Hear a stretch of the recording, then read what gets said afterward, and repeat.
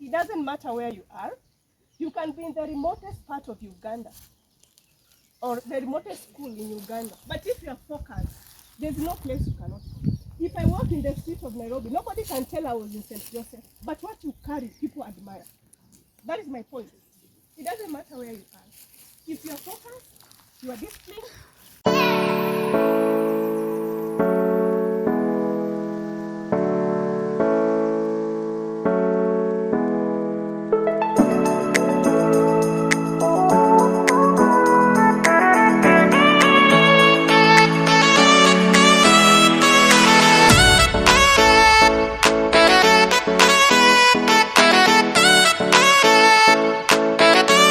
Hi guys, good morning, good afternoon, good evening.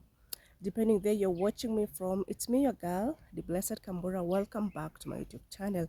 Guys, I have a flu, homa. I don't know whether it's allergy.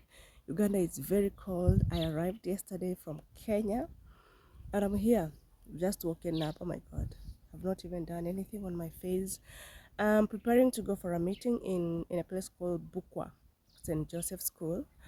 And guys, I was a student in St. Joseph some years back, and I was the head girl during our time. So we came up with this idea of visiting the school, and it's a privilege that I'm among those who are invited. And I said because of the love that I have for the school, that's the reason I traveled all the way from Nairobi to Uganda. Yeah, I was the head girl during our days. Guys, I was the head girl, imagine. Yeah, I was the head girl during our days, and they requested us, the head boy, the head girl, and some old student, the OGs and OBs, we come and talk to the current student because we don't know why. Personally, I don't know why the school is dying slowly by slowly in terms of population, in terms of performance. And during our day, we used to perform very well. Actually, guys, I was in the remotest part of Uganda. I was in Bukwo District. And to be honest with you, during our days, we didn't have electricity, we didn't have lab room, we didn't have library. And actually, we performed very well. And my point is, sometimes it's not about where you are, it's about what you have and what you carry, and even the vision that you have. So you see, I was the head girl in this school, and they requested if it's okay, we can come and talk to students, we encourage them at least to see if the school is going to improve. And I say, why not? So that is where I'm heading today. I just want to shower, I prepare myself, then we just go. Yeah, I just want to shower quick, then prepare myself, then we go. I'm in Bukwo District, Uganda, and I want to appreciate my friend Rachel who accommodated me. I slept in this good house. They really took care of me. This is Uganda. Look at the topography. Mountainous, somehow mountainous, guy. But the place is cold. I'm feeling very cold. I'm shooting while walking. Yeah, I'm shooting while walking. The place looks good. It looks so good. Yeah, the place looks so good. So yeah, that's what I want to do today. So we're going for the meeting, we talk to students, we encourage the student. After there, maybe come in the evening, I relax. Definitely maybe I'll travel after 2 days back to Kenya. Yeah, so if you haven't subscribed to my channel, make sure you listen to this speech that I'm going to give. Make sure you see the school. I'm going to put the video. I was raised in a remote school, guys. You people see me here in Nairobi. Me, I'm a village girl. I'm a village girl. I was born in Eldoret village still. I went to village school in Uganda up to form 5 and form 6, because in Uganda you have to go to form 5 and form 6. I was still in a village school. I was in St. Joseph up to senior 4. Then when I finished senior form 4, that is, I went to senior 5 and senior 6 in another school. So I'm born Kenyan, but I was raised partly in Kenya and partly in Uganda. So I'm partly Kenyan, partly Ugandan, because I think I speak all the languages, especially Sabine and some Luganda. So my Sabine people who are watching me, I'm sending love. The Lugandas, the Merus, I'm all the tribe. Yeah, so here I am. Yes guys, so I'm already here in the school. As you can see, these are some students. The school looks like this. This is the compound. Those are the classes. That is the kitchen. I remember during our time, our kitchen was muddy. We call it magogo. We used to call it magogo. And some other school, they used to call our school Saint Magogo. The school is called Saint Joseph, but some people used to call Saint Magogo because it was full of mud structure. Because I remember our kitchen was mud. It was built by mud. Then even from Form 1 to Form 3, we didn't have good classes. It was just mad classes. But that was not an excuse to us. We used to perform very well. No matter the name other people used to call us, no matter the name other school used to call us, we were not focused on those challenges. We were just focused on the performance. So this is our assembly ground. This is our assembly ground. As you can see, those are students. Yeah, the school dress code is gray and white. Yeah, so we want to start our meeting here. As you can see, this is the team I came with, and I'm the only lady in this team. The funny part, this is the school number population. They don't exceed 500 as per now. That's what I'm told. Yeah, from the office, that's the statistic we are told. Students don't exceed 500. So we are preparing to have a meeting with my team. This guy was the head boy, the one who is speaking now.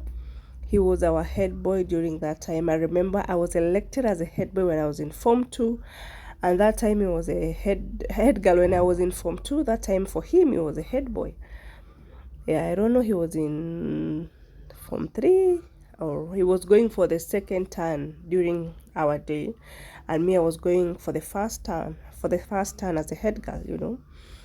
And it was so amazing. The other standing on the other side, those are our teachers.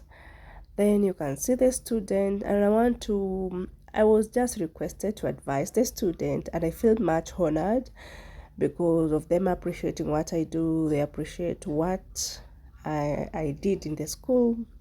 Because actually I was among the best students during our day. So guys, listen to my speech. Teachers on board. Hi students, good afternoon. Yeah, my name is Dr. Kambura. Is there anybody here who knows me? Who? I don't think there is anyone who knows me. I was a student here 11 years ago. The moment you leave St. Joseph, the things you do here in St. Joseph, it remains for you, not for the school. So it's always good to be disciplined in any environment you are. Always try to be disciplined. Me, I used to come from those days. I used to come from Eldoret to St. Joseph. It doesn't mean there are no schools in Kenya. There are many, many schools. But the moment I found myself here, I was not looking at the school structures because I remember those days we didn't have good classes. This school was full of mud. That's why we call it Magogo. It was full of mud, but you were so focused. I was this kind of person. Like in a time, I used to go home like 4 to 5 times. Why? Because of school fees. I'll go to Mr. Chemtai's office and request, please add me like 1 week. My parents, they are going to send me. And I knew very well there is no money. But I survived here. I survived because I was focused. I knew what I wanted in life. So I know, like the teacher was saying, that you're not supposed to come to school on Monday if you have not paid fees. If you are that focused student and you know what you want, you can go to office, tell teacher, extend for me 1 week. Because I used to spend like 700 Kenya shilling. That's almost 18,000 for transport. And I'm going for school fees of 60,000 Uganda shilling. It doesn't make sense. And I used to go to office and explain to them. My dad said he'll send the money by Saturday. But there was no money. But I wanted to make sure that I'm in school because I knew where I was going. Then another thing that I want to talk about that misleads students is peer pressure.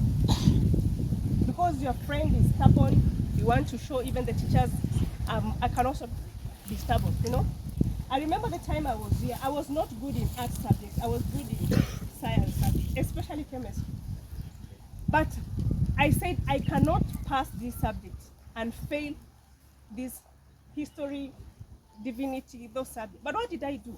I looked for friends who are good in that area. I remember one was called Chepchumba. She was so good in history and divinity. And I used to have another one. She was so good in biology. The subject I was not good. I looked for friends who were good in those subjects. And I remember some time when my teacher was called Mr. Wasiki. He used to teach in class. And Mercury, he writes HG. And I was like, excuse sir, what is the meaning of HG? And everybody was laughing at me. Everybody was looking at me. But those words are still in my mind. You know, I used to ask the teacher, why is it that hydrogen is written as H and mercury is written as HG? And I wanted so much to know. But everybody was looking at me and fighting me. But I didn't stop just because of people were shouting at me that, no, you pretend you are a chopi. Those days, they used to call us chopis. I knew what I wanted. And up to today, I can't forget those things because I knew what I wanted. I was so focused with what I wanted. And chemistry was my best subject. But I remember the time I joined here, senior 1, some of the friends in senior 3 and senior 4 used to tell me, chemistry is one of the hardest subjects. But I didn't put that on my mind. I knew even if it's hard, but there are people who are passing. What is the difference between them and me? You know, so maybe you are seated here, you have that subject and you feel it's very hard. To an extent, even when you see the teacher, they enter class, you feel, now, what is this teacher coming to do? You know, I was very poor in biology and even history. By the time I was almost done, I remember my teacher was called Judith that time. I passed history till she wanted to know what is my secret. And I remember there's a time we were doing exam, like the previous term, I had scored 86%.